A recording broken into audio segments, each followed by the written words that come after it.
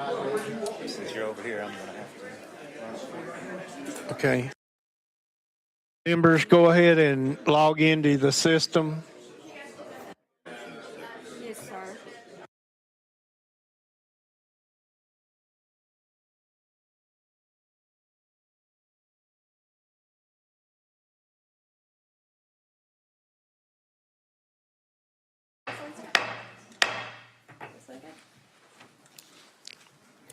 Will the members please take their seats and log into the system, please?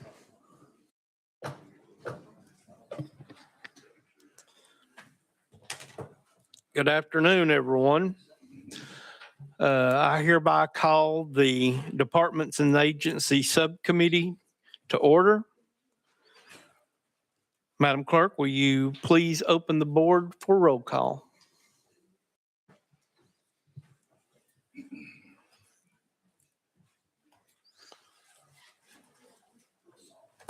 Madam Clerk, close the board and announce the vote. Mr. Chair, you have 7 members present. You have a quorum. Thank you.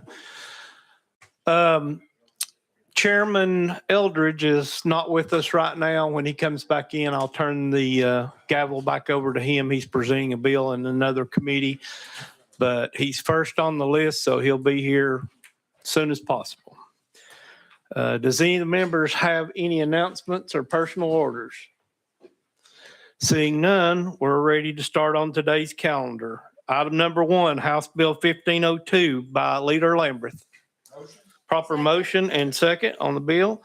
Leader, you are recognized on 1502. Thank you, Mr. Chairman. This is a cleanup bill that came from TCI. They worked with the sheriff's departments on it. I've had no objections from any entities that it affects, and it seems to be just a good update in the law. I'll stand ready for questions. You've heard the explanation of the sponsor. Are there any questions? Seeing none, Greg Martin. I was going to move the previous question. Okay. Thank you. Without objections, we'll go ahead and vote on House Bill 1502, moving out to full. All those in favor, please vote yes. Those opposed, no. Madam Clerk, open the board. Has every member voted? Does any member wish to change their vote? Madam Clerk, close the board and announce the vote. Mr. Chair, you have 7 ayes, 0 noes, and 0 present not voting. Bill moves on to full. Thank you, Leader. Thank you, Mr. Chairman, members of the committee. I hope the next committee is half as kind to me as y'all have been. Thank you. Item number 2 on today's agenda is House Bill 2077 by Chairman Faison. Got a proper motion and second. Chairman Faison, you are recognized on your bill. Good morning, Mr. Chair, committee. Certainly good to be with you. The bill, when you first look at it, seems to be complicated, but it's actually very simple. And with your indulgence, I'll explain it to you in the simplest form that I can. Under the United Administrative Procedures Act, the executive branch of our government in Tennessee promulgates rules on all of the laws that we pass. All the entities under our executive branch, they have the ability to promulgate rules and make things happen in their departments after we pass bills.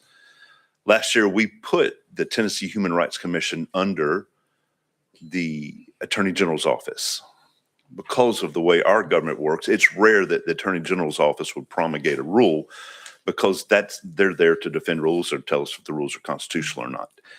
So when it comes to the Human Rights Commission and how they dealt with complaints and keeping their complaints concealed so they weren't open to the public, the Attorney General's office could be argued that they might not have the right authority to promulgate the rule to do that. So what they've done is literally basically copy and pasted what the Tennessee Human Rights Commission did, and we have that as a law. So now that they will be able to handle all the complaints moving forward that come to Attorney General's office the exact same way that the Tennessee Human Rights Commission did. And that's the long and short of the bill.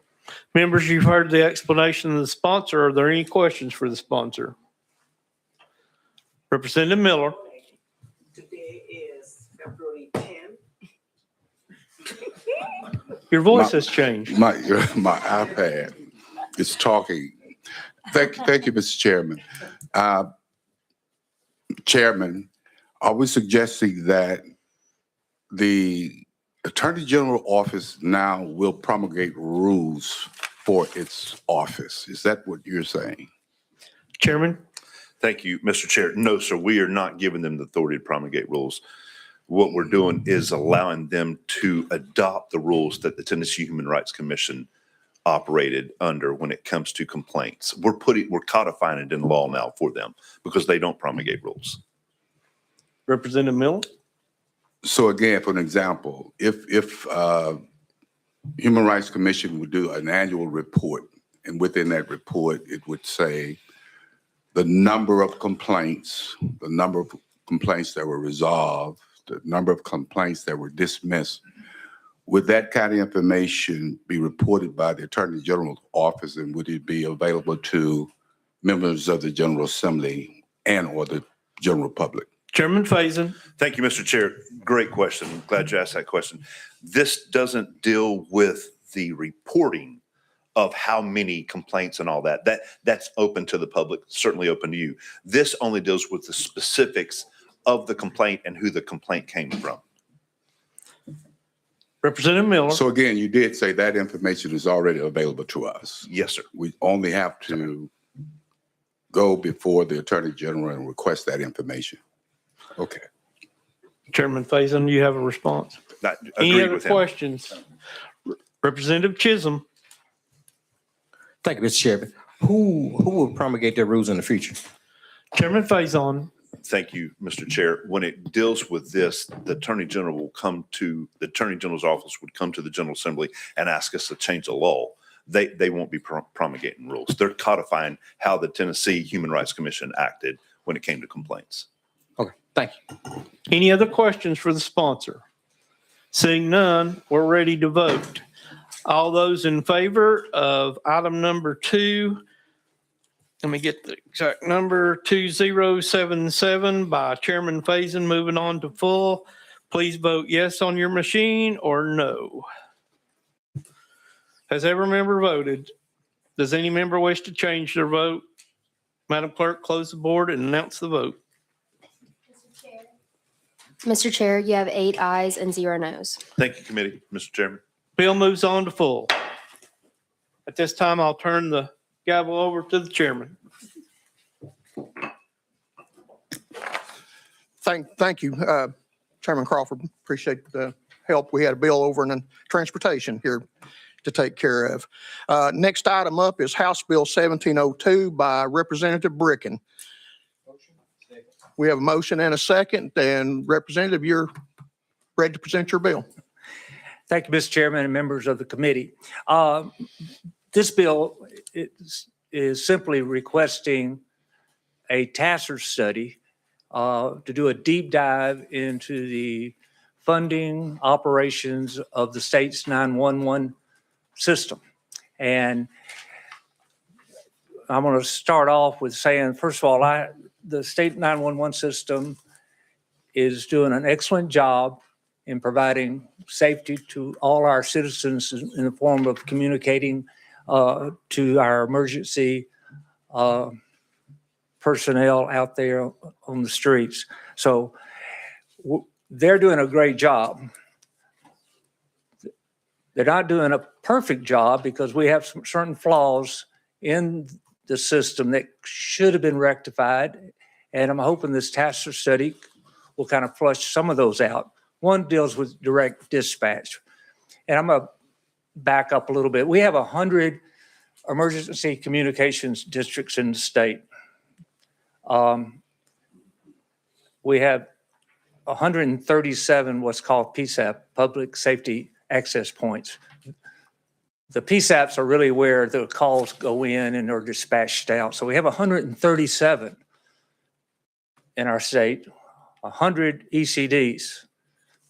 We know we only have 95 counties. So this system, which started in the 1980s, really was to take all the phone numbers off your refrigerators that we used to call fire, police, and whatever, and run it through a 911 system. And makes a lot of sense, and it has served the state well. But we're still operating with some of the structures that go back 40-something years. The funding formulas, when when 911 started, the only thing the state line fees, back when we only had line phones, was to cover the specialized equipment that was required of the 911 system. It was not to fund the operating cost of each district, the personnel costs, the power, water, supplies, rent, whatever. The locals were already paying for those services. So the state fee was only to cover the specialized training and equipment to make the 911 system work. Well, over the course of the last 40 years, things have evolved, and now a lot of the districts, local districts, expect the line fee to cover their full operating costs. And that was never the basis for the original fee in our state. So I'm hoping TASER can come back and revisit the whole structure of the 911 funding and operations and come back with a clear recommendation to us on what's the state's role for 911. Before we send more money, and there's no financially distressed districts out there. We can argue how much treasuries these districts should have, how they should be structured. But if we don't do something, 40 years from now, we'll be talking about the same issue. And that frustrates me, and it should frustrate y'all. I mean, we represent the citizens. We should sit there and say, fiscally, that operation should be run as fiscally tight, conservative, whatever term you might need. And that's my desire. It's functioning fine, but is it functioning the best way it should be functioning? I have my doubts, and y'all should have your doubts. This TASER study hopefully will flush that out. I've talked to every one of y'all. I've been interested in 911 since my commission days. I've always stressed my desire to improve the system. And so I'm hoping this TASER study will help in that course. So with that, I'm open for any questions. All right, we've heard the explanation on the bill, and we do have questions. First up is Representative Carringer. Thank you, Chairman. I don't so much have as questions as I just want to say thank you, Representative Brickham, for bringing this. No one has a problem with TASER studies. I mean, I believe there's everywhere, everything we do, even in our own households, we can always do things better. Is anything perfect? No. The only thing I know, and the only person I know that was perfect was my Lord and Jesus Christ. Amen. So I aim every day to try to make things better, but can I make everything perfect? No, I can't. I would like to. And if there's a way, we can. I just wanted to let everyone know, I don't know if y'all realized, but when 911 was set up, it was formed under a TASER study. So I'm not for sure how much this TASER study is really going to come out and say, hey, our 911 need to be doing this or whatever. There is questions about excess funds. And I think everyone needs to understand that those funds cannot be used for operational expenses. And it's only for equipment. And as the state of Tennessee and as Knox County that I represent is the #1 county that everyone's moving to.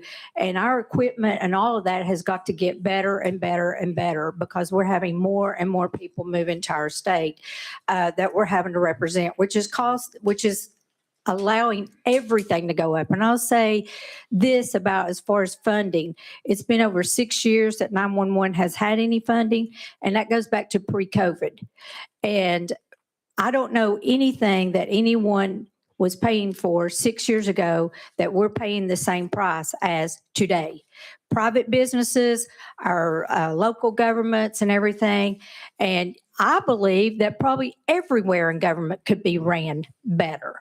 But we do the best we can, and I represent the people in Knox County, and I represent the whole state of Tennessee when it comes to 911. I've had to call 911 more times than I'd like to say in the past 2 years. And I want to tell you, I want 911 there. And my schools have had to call 911, and I'm talking about my rural county schools in my district. And 911 was able to be just like that and know where those calls were coming from one high school to another high school for bomb threats. And they were able to have our police force and everybody out there in a matter of seconds, which told me, hey, my schools are well protected by our 911 system in Knox County. And so I just wanted to thank you for bringing this. I'm never against a TASER study. I believe anything that we ever want to do a TASER study to find out what we can do better or what we don't need to be doing is very good. But I run as a state rep and as a local commissioner on public safety. And it is my obligation to make sure that I'm protecting my people with public safety. And 911 knows more. They are the professionals and our first responders. And I have a husband and daughter that are physicians, and they tell me every day we could not make it without our first responders. We are not out in the field medical doctors like our first responders are, our firemen, our EMS, all of them. I want you all to know I support you 110%. I am never going to go against you. You all are the professionals, and I trust you know what's going on and what we need. Are there better ways of doing things? There's always a better way. So I'm just here to say thank you for your TASER study, but we are looking at situations where 911 does not have debt. There's very few places we can say they're not like our schools. They don't pay on interest for years and years. They pay as they go. They save, they buy their buildings, and they build. And even though there's none of them financially distressed, I guess we could define what do we mean. Everybody to have a different decision on what financially distressed means. So I don't really know what we hope to really come out of this TASER study as a real awakening as to what to do better in terms of just what are you wanting to organize things better? I don't know, but I just want everybody to know, and I want to be on record that I will support 911 110%. This is about protecting our people, and I want our 911s to be way ahead of the game. I don't want them being like NES that has caused a lot of distress and put a lot of people in jeopardy and people that lost their lives. I want to make sure my 911 across the state of Tennessee can handle any disaster that comes our way. And so thank you for bringing it. I will be voting for it. Like I say, I'm not against it, but this is not a matter of being against 911 and trying to tell 911 how to do things. And it's left up. Each local area has it. Do we need to consolidate some? Yes, I'd say we do. And 911's not against consolidation. So if anybody has, if this TASER study can say, how do we bring people to consolidate, then it will be more than worth and very much appreciated. So again, thank you for it. I will be voting for it. Thank you. Representative Bricken. Your support. I just want to, and again, I started off saying the 911 system does provide excellent emergency communications to all our citizens. They're doing a great job.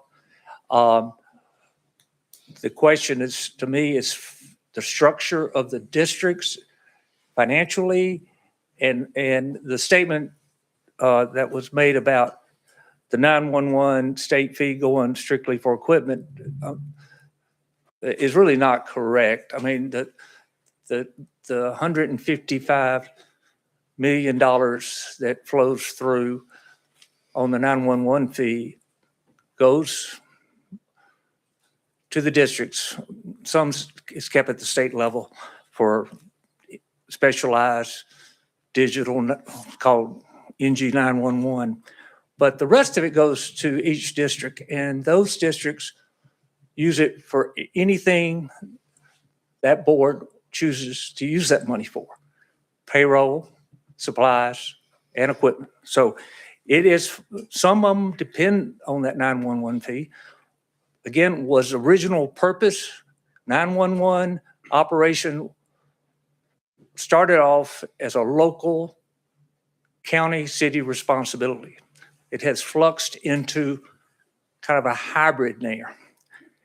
That's kind of, we're at kind of a crossroads. Does the state completely fund all 911 districts and put them in? And if that's the wishes of this legislature, that's fine with me.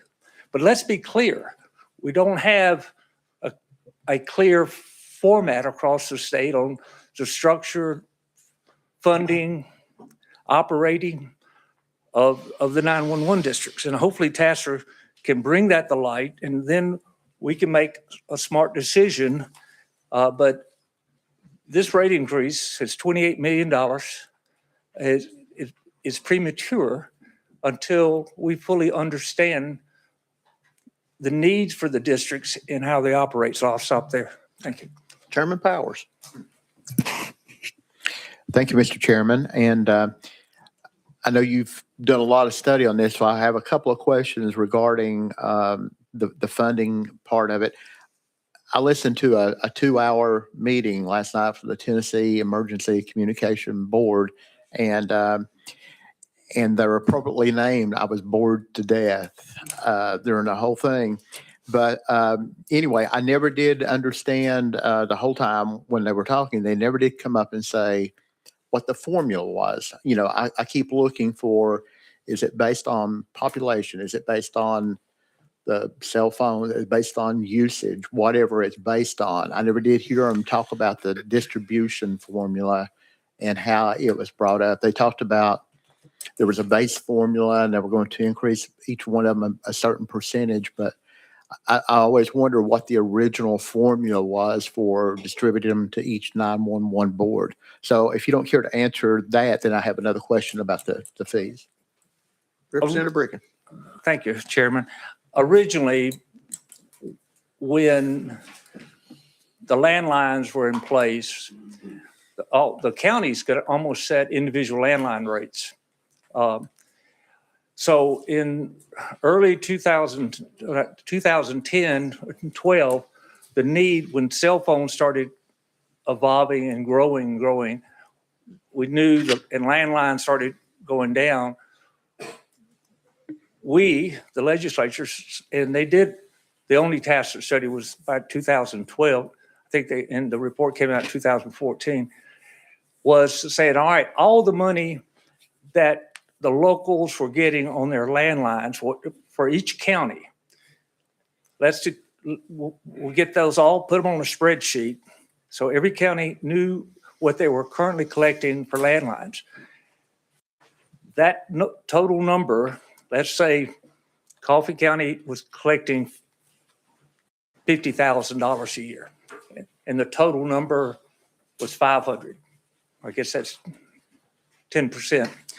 So when, as the state said, we're going to put a fee on all lines, landlines, cell lines, prepaid lines, and it started off as $1.16.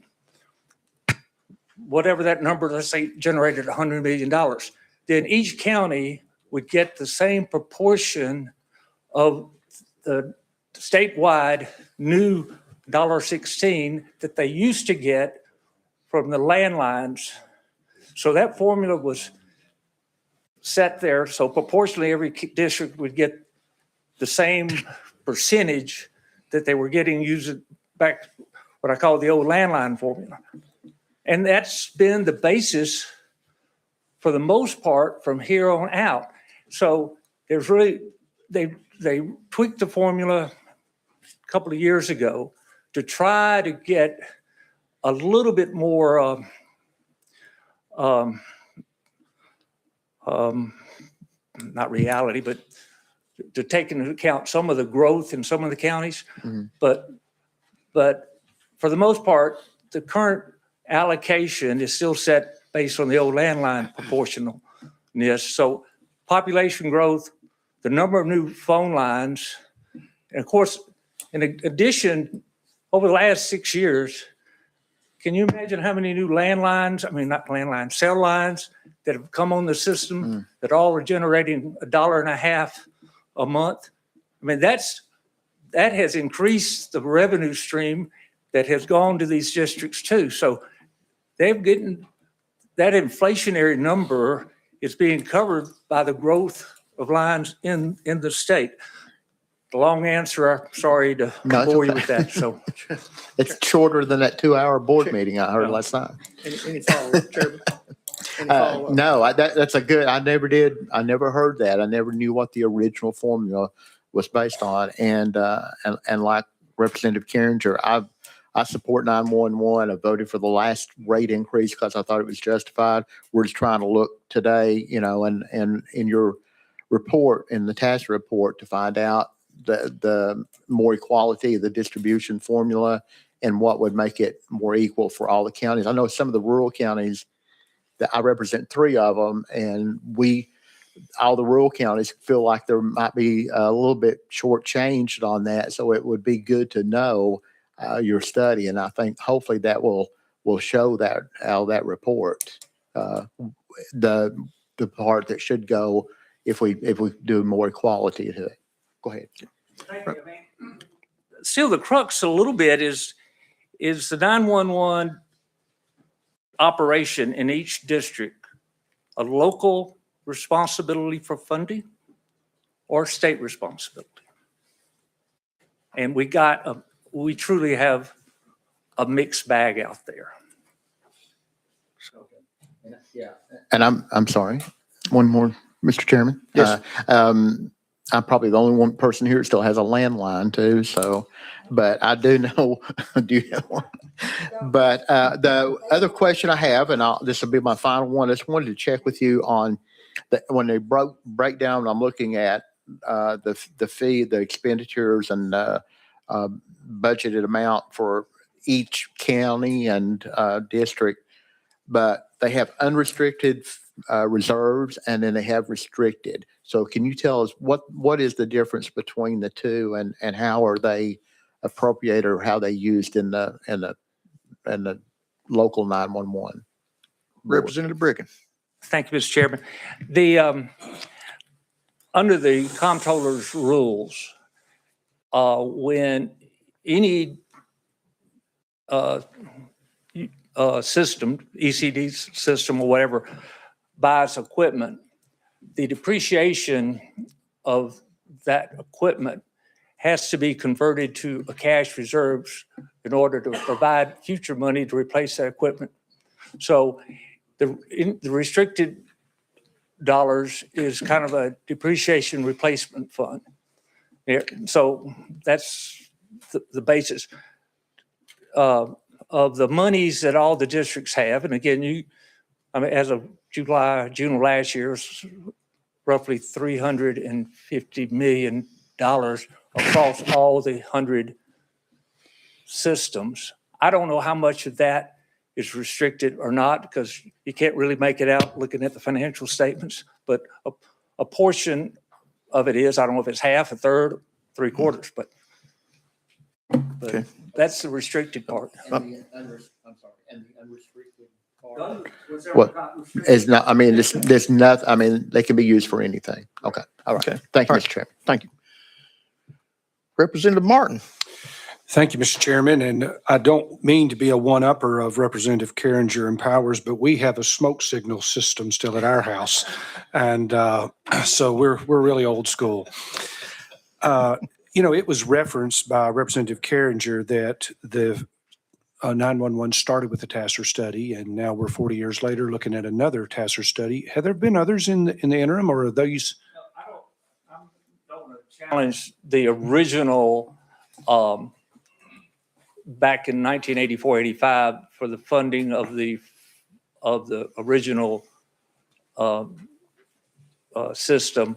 And the only TASER study that I know of was done in 2012, And the report came out, I think, in 2014, maybe it was 2013, 14. Somebody here might know, but that was a very broad study, but it certainly was that conversion of the landlines to cell lines. So it was a big deal to figure out what the original new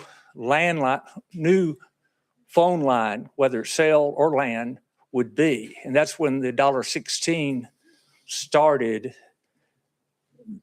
back in 2000, I guess, I'm lost. It's 13 or 14, something like that. And we had that in place until January of 2021, when we went from $1.16 to $1.50. So, Representative Martin. Just for clarity then, so the last time we had a TASER study on this, which is what this bill is about, was 12, 13 years ago. Okay. My next and final question is, this study will not, or this study will allow TASER to make recommendations as far as funding going forward in the future. Is that correct? hopefully, yes. I mean, I've worded this so they can take on any challenges they want. Certainly, I want them to compare our funding formula to other states, and certainly do a deep dive in the funding needs of our districts too, because we got half the districts operating in one business format and half in another. And there's, like I said, it's no way to know based on the financials we have, and everybody in 911, I think, will confirm this, what the cost of the 911 system in our state is. What is it costing every citizen to operate the 911 system, whether it's local money or state money? We should know that, and we don't. Next on the list is Representative Chisholm. Thank you, Mr. Chairman. Question on the bill. Question has been called. We're ready to vote. If the clerk would please open the board for voting.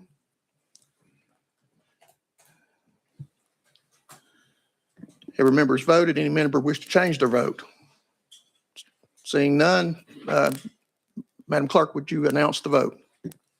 Mr. Chair, you have 8 ayes and 0 noes. Your study moves on to full committee. Representative Bricken. All right. Next up, we have House Bill 1467 by Representative Alexander. Do we have a motion? Motion. We have a motion and a second. And Representative Alexander, you're ready to present your bill. Thank you, Chairman, and thank you, committee.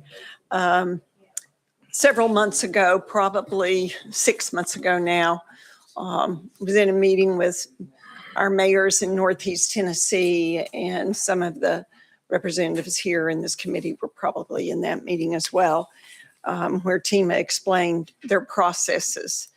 The processes have become very cumbersome to manage so that they could get the checks that were due the counties out, especially for the smaller counties who didn't have the ability to get big loans at a bank to cover the money that they needed for the disaster. As you well know, the disaster brought a lot of destruction to homes and businesses, roads, bridges, everything in East Tennessee.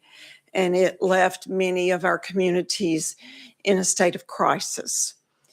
In the wake of that storm, it became clear that existing state procurement requirements could create unnecessary delays for these counties to get the reimbursement that they had already been granted. When we looked at the board, it was an unbelievable process because our state procurement requirements are great because they've got a lot of checks and balances. But where we're in a disaster situation, it needs to be a separate way that they do that so they don't have to go through many, many steps to get the money back to our counties. This bill exempts disaster grants administered by TEMA from existing procurement requirements, and this will ensure that the communities affected by the disasters get relief as fast as possible. I will say it probably will not help Northeast Tennessee, where I'm from now, but it will help for future disasters like our ice storm and the things that have occurred since then that we need to be able to get the bureaucracy out of the way, and let's get down to doing business. Okay, you've heard the presentations. Any questions? Seeing none, we're ready to vote. And Madam Clerk, if you would, open the voting board. Has every member voted? Anyone wishing to change their vote? Seeing none, Madam Clerk, would you announce the vote? Mr. Chair, you have 8 ayes and 0 noes. The bill moves forward. You're headed full, and we appreciate you and what you're doing there. Thank you very much, committee. Next up, we have House Bill 1799 by Representative Darby. We have a motion and a second. Sir, you're ready to present your bill. Thank you, Mr. Chairman and committee. This is a cleanup bill by the comptroller, and this bill will delete duplicate reports by the comptroller regarding broadband services and the Tennessee Helping Heroes Scholarship. Also revises the information is required to submit requesting regarding property tax relief program. Heard the explanation of the bill. Is there any questions? Seeing none, Madam Clerk, if you would, open the voting board. Has everyone voted? Anyone wishing to change their vote? Seeing none, Madam Clerk, would you announce the vote? Mr. Chair, you have 8 ayes and 0 noes. Your bill moves on out to full committee. Thank you, Mr. Chairman and Thank committee. you. Next up is House Bill 1771 by Representative Raper. We have a motion and a second, so sir, you're recognized. Good morning. Thank you, Mr. Chairman, and thank you, Oh. members. But hold up just a second. Yes, sir. You do have an amendment, right? Let's see. Yes, I do. Okay. Okay. And it is, you need the number? Yes, if you would, please. Okay, 1771. No, it's your bill number. All right. Let's see. I have. Oh, I've got it. I'm sorry. I looked wrong place. It is 12578. That's correct. Okay. It does not rewrite the bill. Is that correct? not. But it just changes. Okay, do we want to vote to go ahead and add the amendment to the? Yep, we have a motion and a second. All in favor of adding the amendment? Any opposed? The amendment is on the bill. So now we're ready to hear you on 1771. Thank you, Mr. Chair. House Bill 1771 ensures that every incarcerated Tennessean is annually assessed and informed about their pathways to educational advancement, fostering rehabilitation and successful reentry. By requiring regular assessments and timely notification of the educational programs, this bill encourages incarcerated individuals to pursue an education. National research by the RAND Corporation found that participation in educational programs while in prison lowers the odds of recidivism by nearly 50%. House Bill 1771 ensures incarcerated individuals are equipped with educational credentials and skills for employment and social reintegration, increasing stability and reducing barriers to become a productive member of society and release. Finally, improving correctional education has the ripple effects through society, including a stronger workforce, fewer barriers to employment for formerly incarcerated people, and reduced burdens on public systems due to lower recidivism rates. At this point, I stand for any questions. All right, heard the presentation. Representative Martin, I believe you're on the list here. Yeah, thank you, Representative Raper, and I appreciate what you're trying to do. I really do, and I'm planning on voting for it, but I just have one question. What if an inmate doesn't want to participate in this evaluation? Is that a ding against the Department of Corrections? How does that work? It ultimately gets down to their choice. They have the information, but if a inmate just refuses, doesn't want that, they just have the information. So it's not pressed on them to share it or anything like that. So. Thank you. Any follow-up? Seeing none.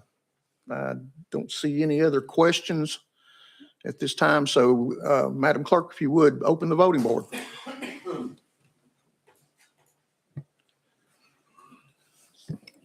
Everyone voted. Anyone wishing to change their vote? Seeing none, Madam Clerk, announce the vote. Mr. Chair, you have 8 ayes and 0 noes. Representative Raper, you're moving on to full committee. Thank you, Chair and Committee. Thank you. Next up is SJR 48 by Representative Carringer. Do we have a motion? Motion. We have a motion and a second, so you are recognized. So you do have an amendment as well on your, Yes. on your bill. Yes, And- yes, and we need to put it on there because it's changing the effective date. Okay. That's all it's doing. What is that drafting It's code? 012844. Okay, that's what we have. All right, members, vote to add the amendment to the bill. All in favor, say aye. Aye. Any opposed? The bill is amended, and Representative Carringer, you're recognized. Thank you, Chairman. SJR 48 is a resolution to ratify the actions of the Tennessee Emergency Communications Board to increase funding for the 911 system by changing the uniform rate of $1.50 to $1.86. And I've already been charged 2 months for $1.86, and I would have never even paid a bit of any attention to it, and unless I'd been working on this bill. And so I have not received one single call from anyone that does, because when it comes to 911, I want to make sure that our 911 has all they need. And, that's why I support the TASER study. There was another TASER study done, I believe, in 2017. So we have a little more updated on that TASER study that everybody really needs to look at this and talk to your 911 people in all your counties, I think, in making the clear choice about this bill. But at this time, I have the professionals, I call them the professionals that are here, the 911 people. They, as I said earlier, they are the ones that are involved every single day of our lives, trying to keep us safe and to be there when we need them. Unfortunately, I hate that I have to need you all, but that's life. We all will need 911 at some time in our lives. And I'm very, very, very honored to have my 911 director in Knox County, who I served on county commission. He was chair of our county commission, and he was captain of our city police force. I've known this man forever, and I trust in what he tells me, and we both are about public safety. He lived it every single day and is still living it. So with that, Chairman, I would like to ask if we could go out of session to hear the professionals that have signed up to come in and speak on this matter. Okay. At this time, we'll go out of session, and we have Curtis Sutton, Brad Anders, and Eric Ritzman. If you all would just take a seat there at the table, you'll each have 3 minutes for your presentation.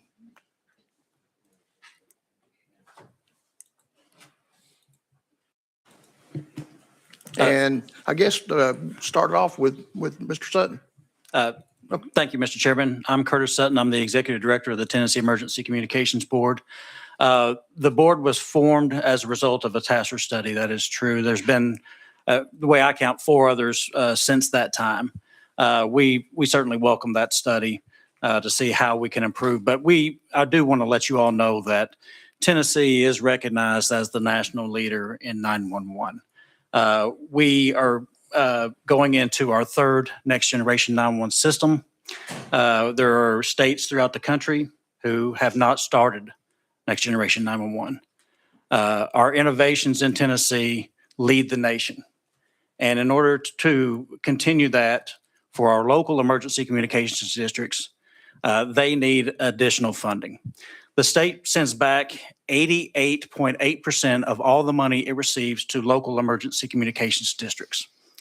That is not enough money to run 911, as Representative Bricken said. There has to be local contributions. I think it was astute that he pointed out that these things used to be done by local government. If it's not done by the 911 fee, it's going to have to be done by local government.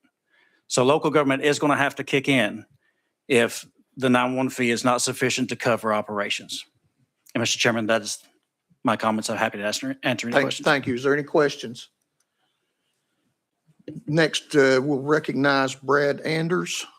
And if you would, just, I probably need you to state your name and who you represent for the record. Yes, sir. My name is Brad Anders. I'm the Executive Director of the Knox County 911 District and also the Chairman of the TECB. I come to you today and I know this is a big discussion to have for everyone. Sitting 12 years on County Commission and 2 as Chair in Knox County, it's difficult to have these kind of funding conversations. But I think what's important is we have built this legacy system. When we first started the system, the business rate for a 911 line was $3, and it's down to $1.50 now. The residential lines averaged across the state, the locals could set those, they averaged across the state about 90 cents.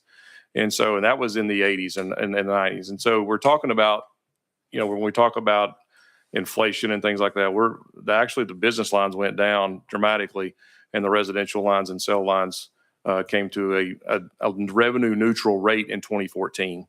And at that time, there were many, in Knox County almost was a few years from being bankrupt in 2012. And so our 911 system has come back from that. And what we have is a ton of deferred maintenance.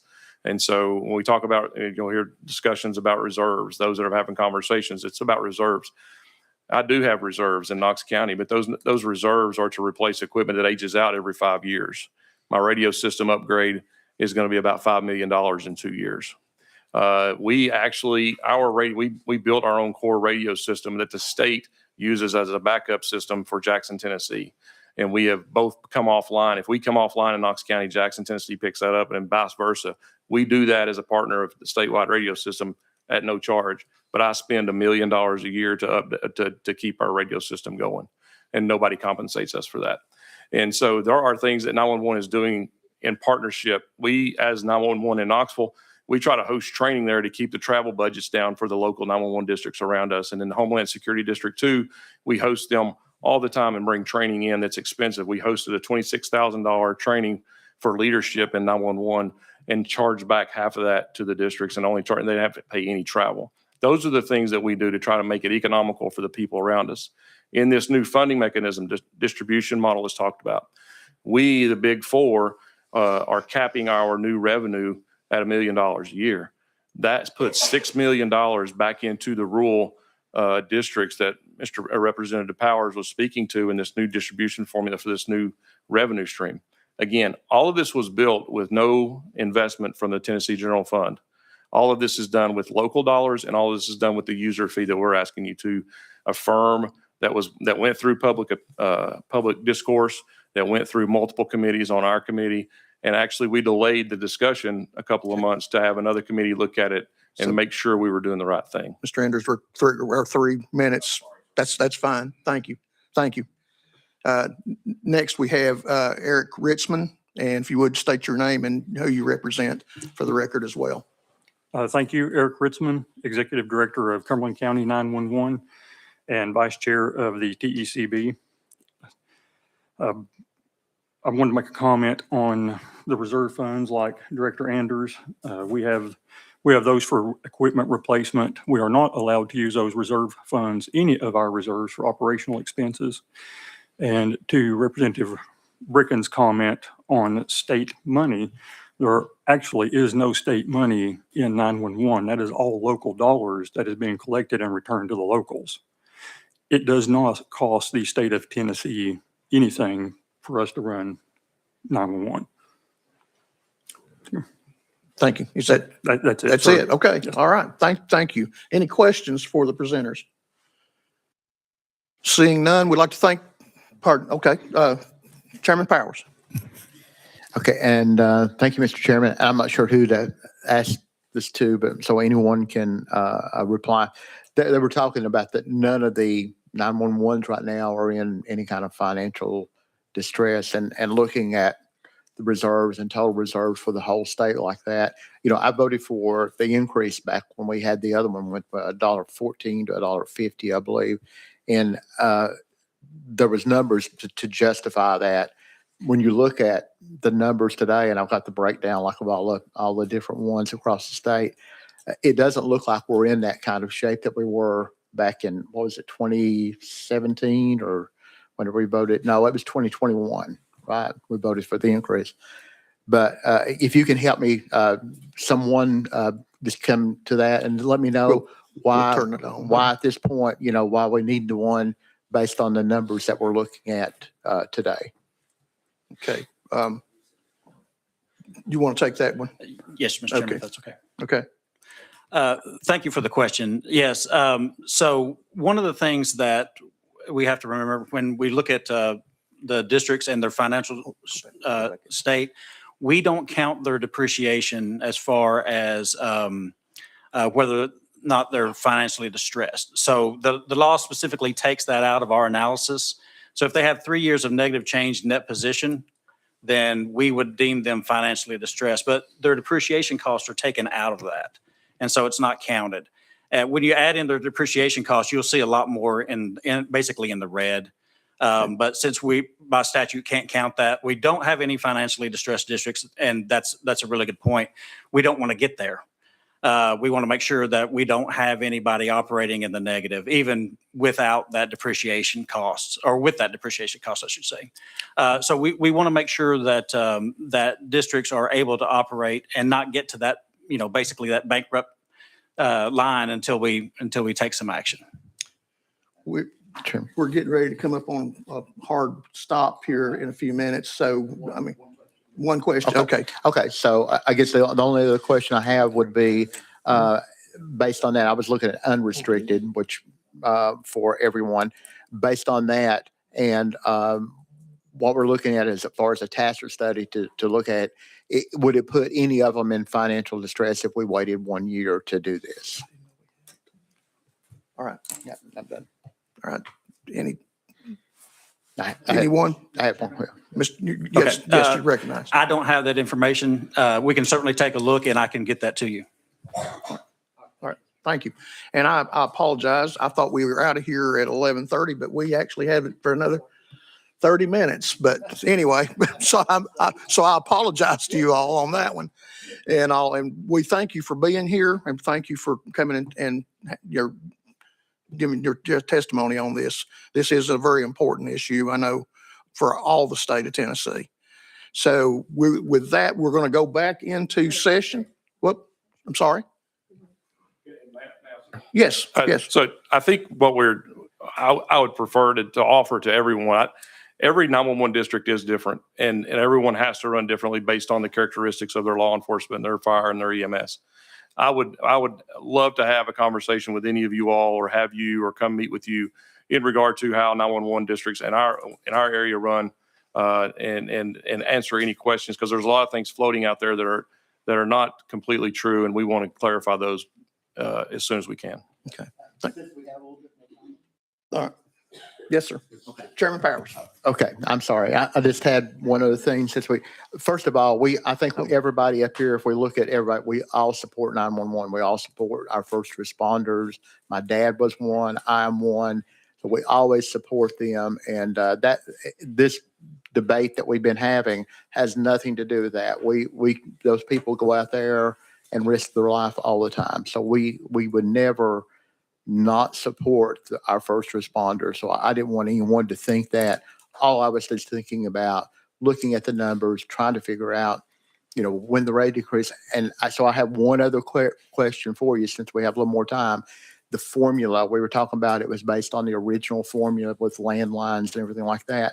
And I was trying to watch the meeting last night and thought, well, maybe they were going to tell the formula. So how is the formula? They kept talking about a base rate, and then they have a base rate and they have an increase based on that. So is that all go back to the landline part, or don't we need to change the formula based on, population or number of cell phones or number of calls or something like that to make it more equal for especially the rural counties that I represent? Go ahead. Okay, thank you. That's a great question. So the original formula did take in those landlines. They were set at residential up to $1.50, and for business lines up to $3. So, looking at that, but that was collected at the local level. And then you had state cell phone dollars on top of that, and that was a flat $1 rate. And we divided that up by population. There were population tiers. When we flattened the rate out to $1.16 back in 2014, I believe, then all of that was taken into account. So you had a population component that was represented by the state cell phone rate, and then you had the local rates that were set up to $1.50 and $3, and those were combined. And what they got what the local districts got between 2010 and 2012, whichever year was the highest, that became their base rate. So all of that was kind of baked in. A population component was baked in. Now we changed that to be from 2021 to 2023, I believe, a couple of years ago. You all changed it. And so that was able to give them that more regular recurring money because we upped those years. But effectively, it took in the local rates and the population component based on the state cell phone rate. Jim. Okay. All right. Next up, we have Representative Miller. Thank you, Mr. Chairman. Gentlemen, this committee, we've just unanimously passed a bill to do a TASER study. Let me ask you this question. Do you all support that bill that we just passed, that study? Yes, sir, we do. Anytime that you can add transparency and evaluation to the process, we're for that. If you look at the TASER study that he mentioned, the first one, I read that again this week, and all of those suggestions were taken by the TECB and followed through with. We have encouraged consolidation. We've had 5 PSAP consolidations this year. So yes, sir, anything that we can do to make it more equivocal. So the other two, you agree with the study? Yes, sir. The bill we're looking at now only simply deal with an increase, a fee increase. That's pretty much what we should be talking about right now. And if you agree with the study, I think that study in the language, it also includes an evaluation on an increase in the fee. I think it's comprehensive. Would you agree on that? My next question, if in fact this bill doesn't pass to increase the fee, what damage and or harm would it do to the 911 system? That's a question. And I had a question for Representative Brigham before he left, but what is the turnaround time for this study? I don't know what that is, but whatever that is, a year. Representative Carringer mentioned that it could be 2 years, which I thought that would be ridiculous if it's 2 years, right? So how much of a harm would it be to you all, to the 911 system? I kind of rein it in and talk about this bill, and we've already passed the TASER study, so I think everybody in the room was good with that. I think it was the right move to do. So you have a follow up for Representative Miller? Yes, sir. If you could, the TASER study, if you go through the process that we have to go through, we started our process 18 to 24 months ago to get this before you. It went through the Senate last year, and then it won't take effect until 27. So if you wait on a TASER study, you got to do all that process again. So you're really, if it's a 1-year study, you're a three-year fee increase. And so I think it'd be detrimental. There's many districts that are operating in the red. And if they don't do it 3 years in a row, I mean, to stay out of the distress, they don't want the state coming in and approving Because if they are distressed, the state has to come in and approve, the TECB has to come in and approve their spending. And so to stay away from that, they'll neglect and do deferred maintenance. And so if it's a 1-year study, it could take 3 years to be anything beneficial to the districts. Thank you. Thank you. Any other questions for the guests? For the sponsor? Okay. All right. Gentlemen, thank you all for being here, and we appreciate you coming and testifying. And at this time, we will go back into session and we will recognize Representative Carringer. Thank you, Chairman. I want to emphasize that this passed in the Senate with no problem whatsoever. So, and we're already being charged this. So our cable companies and whatever are going to have to reimburse it. And want to reemphasize on the Tasser study that we're not against that. And that, yes, by the time it could be 3 years we're looking at, because they're already charging it, but they shouldn't be, but they're already charging it. If we pass this bill, they're not going to start charging it until next January 2027. Tasser study gets done, and then it's another year after 2027. So before, like Mr. Anders said, it'd be 3 years before the 911s would be able to have this increase. And that's just 2 + 2 = 4. So anyway, I want to also say that we don't have any counties right now operating in distress, but I remember very well about Knox County. And as we're the 3rd largest county in the state, it was a disaster when all this happened. And I was very much involved. And I mean, it was, everybody had to come together, the city mayor, city county, everyone. And I said, and so that's why I said, we want to be more proactive and not left behind, so that when disasters happen, or if we wait 3 years and these counties are already having trouble, they're really going to need help. And that's going to really disrupt your whole 911 system in each district. Also, want to say that every single year, I'm not talking about session's 2 years. I'm talking every single year. Our 911 director has every one of us from Knox County at their facilities and goes through everything and tells us what has happened within the year. He doesn't have to do this. He does this because he wants to make sure that his Knox County commissioners, city council, all of his state legislators, including both parties, we don't discriminate in Knox County. We invite everyone to come. And they are as transparent as anyone I know. And I have nothing against cable companies that have been fighting this, but some of them need to maybe be called out and being a little more transparent with their billing. And if we're going to start judging and all this and who needs money and who needs what, I want to say that I proudly supported all of the state money that went to all the broadband to extend to all 95 counties in the state of Tennessee, because they both are important and they got a lot of state money. Have we asked you, what did you do with that? No. You all are the professionals in that, and you all should be distributing that money and getting broadband in all 95 counties, because I totally supported it.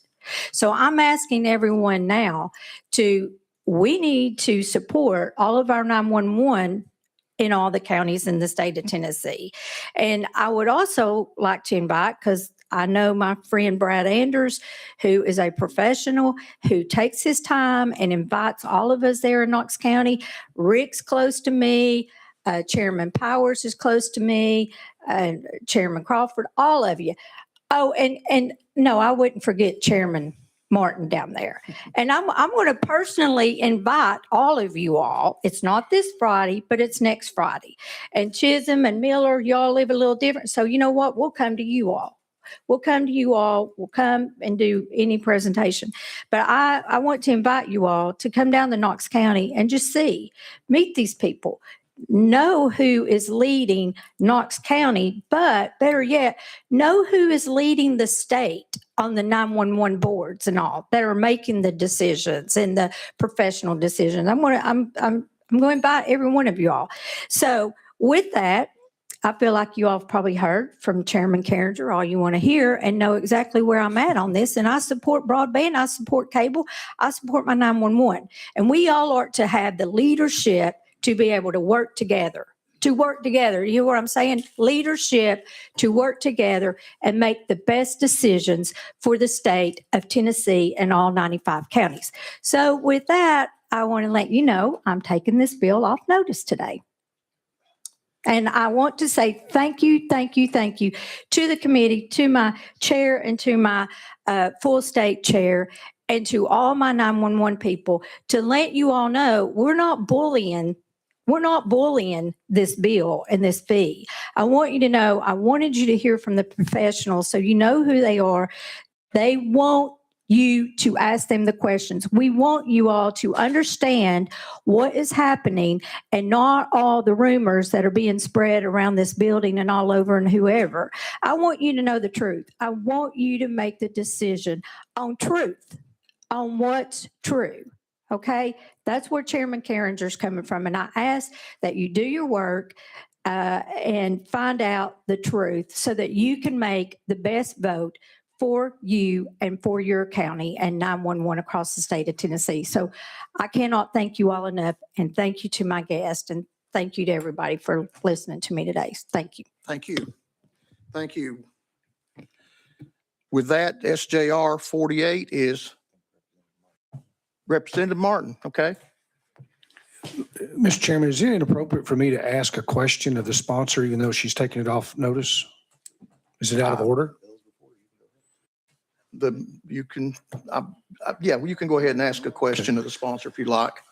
I was just curious, you had mentioned about paying 2 months, this 186, but yet we hadn't passed this.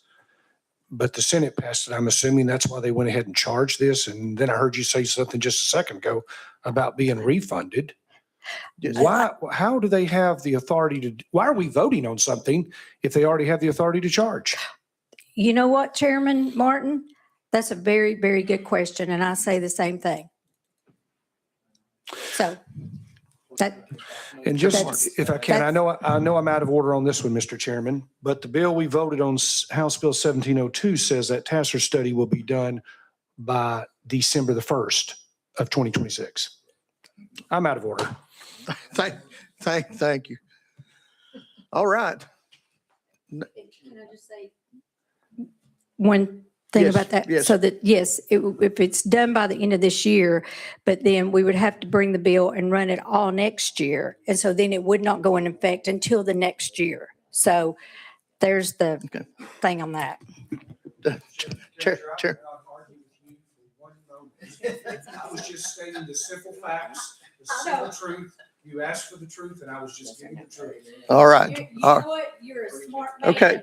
We're gonna let's rein it in here. All right. SJR 48 is off notice. And that completes our calendar for today. I want to thank everybody for being here.